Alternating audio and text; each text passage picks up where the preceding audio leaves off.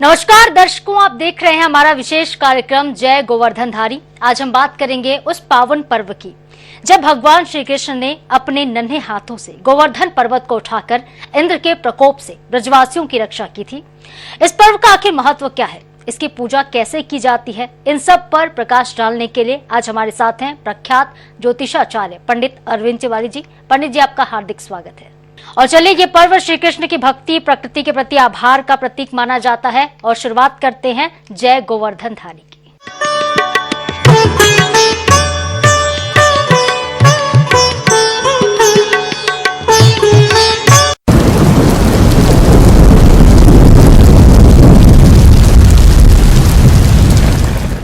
तो पंडित जी, सबसे पहले तो सवाल यही उत्पन्न होता है कि गोवर्धन पूजा की शुरुआत आखिर कैसे हुई, इसका महत्व क्या है?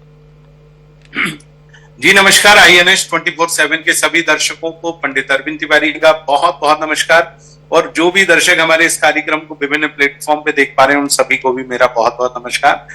बिल्कुल, गोवर्धन पूजा, देखिए नाम से ही हम समझ पाते हैं गो का वर्धन, जहां से गो यानी गाय यानी गोवंश का वर्धन यानी गोवंश आगे बढ़ता है और उन्नति करता है। उस पूजा का नाम, उस पर्वत का नाम गोवर्धन पर्वत कहा गया है।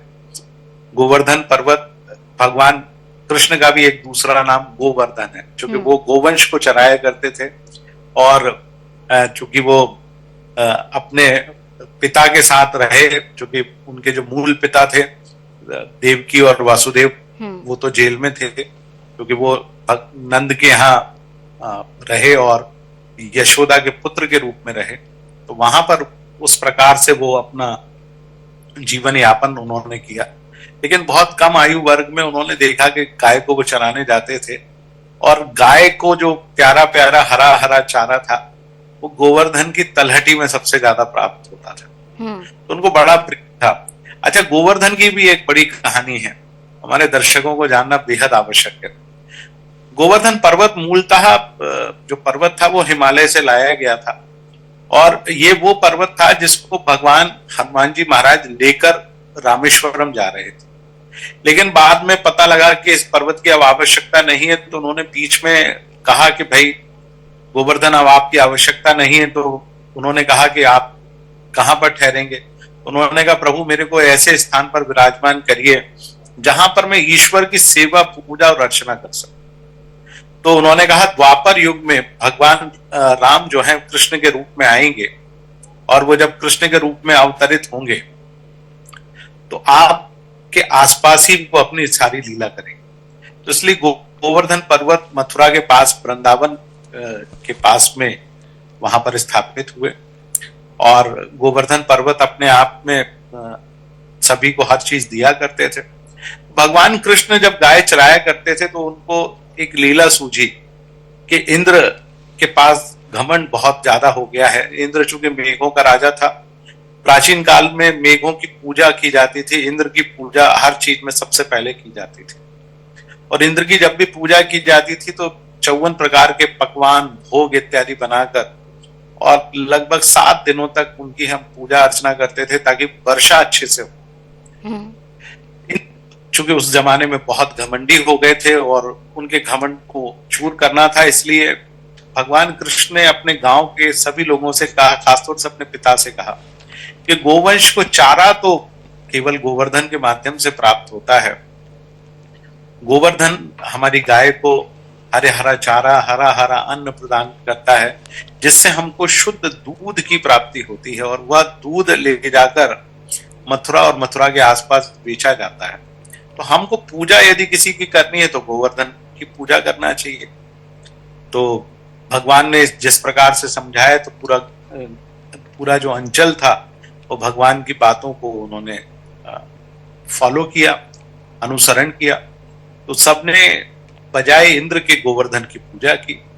अब इंद्र को जब पता लगा उनके दूतों से कि भाई गोवर्धन, वृंदावन नाम की जो जगह है मथुरा के पास में, वहां हमारी पूजा ही बंद हो गई है और केवल गोवर्धन की पूजा की जाती है, तब उन्होंने कहा कि कौन ऐसा कर रहा है। उन्होंने कहा, एक 7 वर्ष का नन्हा सा बालक है, उसके नेतृत्व में इस प्रकार का कार्य संपन्न किया जा रहा है। तब उन्होंने कहा कि अब एक काम आप करें कि हर प्रकार से जितने भी मेघ हैं, जितने भी बादल हैं, उन सब का रुख जो है वो वृंदावन की तरफ मोड़ दिया जाए और वृंदावन की तरफ मोड़ के पूरे वृंदावन को बहा दिया जाए, ताकि वहां की जनता को ये पता लगे कि उन्होंने भगवान इंद्र की पूजा नहीं की है और इंद्र की पूजा ना करने का परिणाम क्या होता है। नतीजतन इतनी बारिश हुई कि सारे ग्रामीण क्षेत्र के लोग घबरा गए। सब दौड़कर भगवान कृष्ण के पास पहुंचे और उन्होंने भगवान कृष्ण से कहा कि आपने ये क्या करवा दिया। इंद्र नाराज हो गए और बारिश हो गई। तो उन्होंने कहा हमारा तो देवता गोवर्धन है, वही हमारी रक्षा करेगा।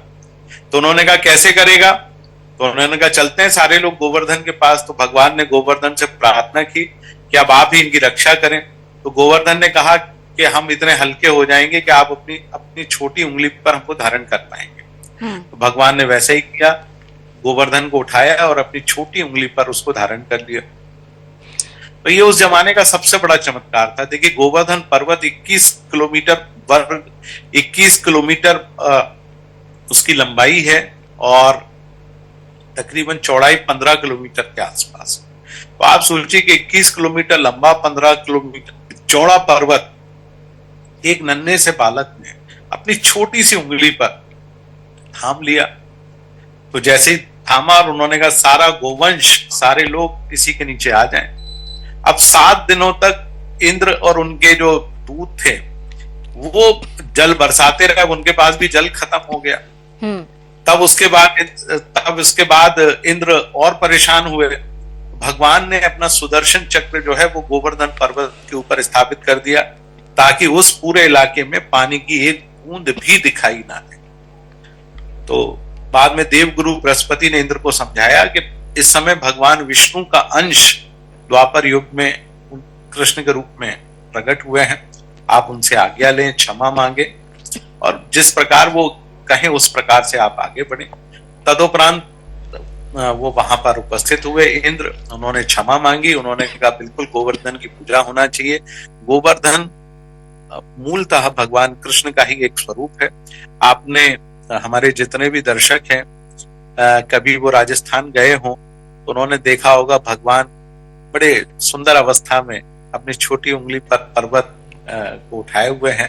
तो उस प्रकार से उनकी पूजा अर्चना की जाती है। तो आज के दिन हम गोवर्धन पर्वत की पूजा अर्चना करते हैं। बिल्कुल पंडित जी, बहुत चमत्कारी कथा, बहुत सुंदर कथा। अहंकार को खत्म करने के लिए किस तरह से श्री कृष्ण ने गोवर्धन को अपनी छोटी उंगली पर उठा लिया था, उसके बाद से ही पूजा की शुरुआत हुई थी। लेकिन पंडित जी सवाल ये भी उठ रहा है कि इस बार गोवर्धन पूजा की तारीख क्या होगी। तारीख को लेकर थोड़ा सा संशय बरकरार है। शुभ मुहूर्त क्या होगा और इस दिन की पूजा विधि क्या होती है, इस पर भी एक बार प्रकाश डालिएगा। देखिए गोवर्धन की जो पूजा है, जैसा कि आपने कहा कि गोवर्धन की पूजा तो इसी दिन है, 2 दिन पूजा नहीं है। हालांकि दीपावली को लेकर संशय है। तो 22 अक्टूबर 2025 को ही गोवर्धन पूजा होगी और इसकी पूजा का जो मुहूर्त रहेगा सुबह प्रातःकाल 6:26 से 8:40 तक है। दोपहर में यदि आप पूजा अर्चना करते हैं तो 3:29 से 5:44 तक है। इसके बाद फिर पूजा नहीं होती है। तो 22 अक्टूबर दिन बुधवार को आप पूजा अर्चना करें।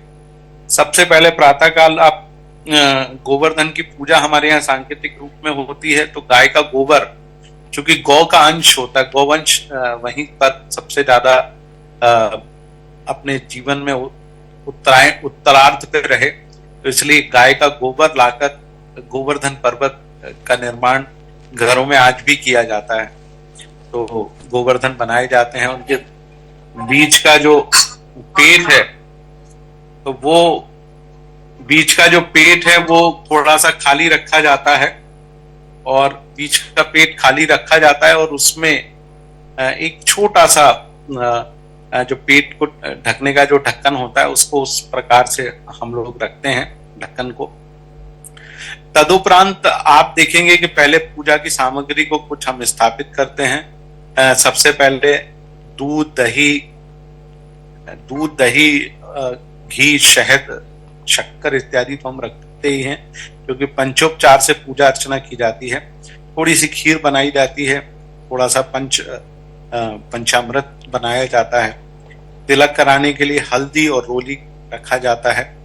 तदुपरांत जो चावल के जो खीले होते हैं, जिसको हम बाजार में मोटा चावल भी कहते हैं, धान भी कहा जाता है, उसको लाकर रखा जाता है। फुलझड़ी जरूर रखी जाती है कि फुलझड़ी इसलिए रखी जाती है कि भगवान को प्रसन्न करने के लिए। भगवान बहुत प्रसन्न होते हैं, उसमें से तरह तरह के रंग निकलते हैं। गंगा जल रखा जाता है, पान रखा जाता है, फूल रखा जाता है। तो इस प्रकार की सामग्री को आप इकट्ठा कर लें। सबसे पहले आप जल से, फिर दूध से, फिर दही से, फिर शहद से, फिर शर्कर आप स्नान कराइए। तदुपरांत पंचामृत से स्नान कराइए। अक्षत, चावल, बताशा, नैवेद्य, मिठाई इत्यादि भगवान के सामने रखिए। पान उनको बहुत पसंद है तो पान चढ़ाइए, फूल चढ़ाइए। तदुपरांत भगवान की आरती आप जरूर उतारिए। और आज के दिन 56 भोग लगाया जाता है। अन्न का कूट को अन्नकूट कहा जाता है। पंडित जी, मैं इसी सवाल पर आने वाली थी कि अन्नकूट क्या होता है, क्या इसका अर्थ होता है, क्या इसका महत्व होता है, और धार्मिक संदेश आखिर क्या है अन्नकूट का? अन्नकूट का तात्पर्य होता है अन्न का पर्वत। तो आप जो है अन्न का जो पर्वत बनाया जाता है, गोवर्धन पर्वत जैसा बनाया जाता है। हालांकि एक के ऊपर एक नहीं रखे जाते, लेकिन उसका आकार इसी तरह से है, जैसे एक ट्रायंगल टाइप में होता है कि नीचे सबसे बड़ा, फिर पूरा 54 उसमें जो है भोग व्यंजन बनाकर दोने में या सारी चीजों में उसको रखा जाता है। और तदुपरांत भगवान के सम्मुख वो रखे जाते हैं। सबसे ज्यादा भगवान को कढ़ी चावल, बाजरा, माखन, मिश्री ये बहुत पसंद है, तो उसको भी 56 भोग में जरूर रखा जाता है। तदुपरांत भगवान से कहा जाता है कि आप इसको ग्रहण करें गोवर्धन के स्वरूप में। आज के दिन हरा चारा खिलाने का बड़ा महत्व होता है। गाय, चूंकि शहरी क्षेत्रों में गाय तो अब मिलती नहीं है, तो हरा चारा जरूर, आप कहीं भी गाय मिले तो आप अन्नकूट के दिन ना से ही किसी और दिन खिला दीजिए, ये मानते हुए कि भाई आज ही अन्नकूट है। तो उसको उस तरह से करेंगे तो मुझे लगता है कि बहुत लाभ हो। बिल्कुल। तो बिल्कुल पंडित जी, आपने सही कहा कि अगर गाय कहीं पर भी मिलती है, चाहे वो अन्नकूट का दिन हो या फिर ना हो, गौ माता की पूजा करना बेहद आवश्यक हो जाता है। लेकिन हम बात करते हैं दान पुण्य की भी। कहा जाता है कि गोवर्धन पूजा के दिन दान पुण्य करना चाहिए। कितना महत्व इसका होता है, कितना लाभकारी होता है लोगों के लिए? देखिए, दान पुण्य करना अपने आप में बड़ा महत्वपूर्ण विषय होता है कि आप खूब दान करें। आप जितना दान देंगे उतना ही पुण्य आपको प्राप्त होगा। आज के दौर में, पहले तो लोग भोजन कराया करते थे, लेकिन आज के दौर में भोजन कराना बंद हो गया, तो दक्षिणा के तौर पर पैसे दे देते हैं। पर मेरा ये मानना है, मैं अपने सभी दर्शकों से कहूंगा कि आप दान के रूप में आज थोड़ा सा भोजन जरूर बनाइए और उस भोजन का दान करें। भोजन का दान करना बहुत शुभ माना जाता है, भगवान को भी बहुत पसंद है, तो आप जरूर करिए।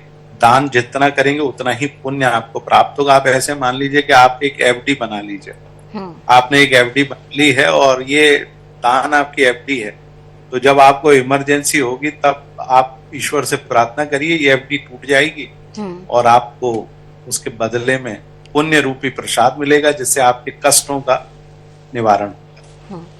बिल्कुल। तो कष्टों का निवारण इसी जरिए से हो सकता है। अगर आप दान पुण्य का महत्व समझते हैं तो जनता को ये भी समझना बेहद आवश्यक है।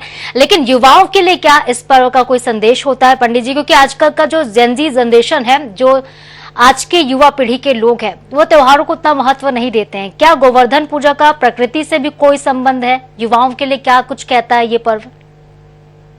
देखिए, ये पर्व भी प्रकृति की पूजा है। भगवान ने यही बताया।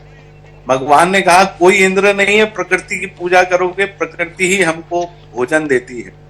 उन्होंने कहा कि हमको सबसे ज्यादा भोजन, हम सबसे ज्यादा चीजें गाय और गोवंश से प्राप्त होती है, और उनके लिए सुंदर सुंदर हरा हरा कोमल कोमल चारा होगा, तो वो बहुत अच्छा दूध देंगी। दूध से दही बनेगा, दही से घी बनेगा, घी के साथ मक्खन बनेगा, और माखन और दूध और दही को बेचकर हम अपने जीवन का राशन पानी लेकर आएंगे। तो प्रकृति यदि शुद्ध रहेगी, हवा यदि शुद्ध रहेगी, तो हमारे जीवन में होगा।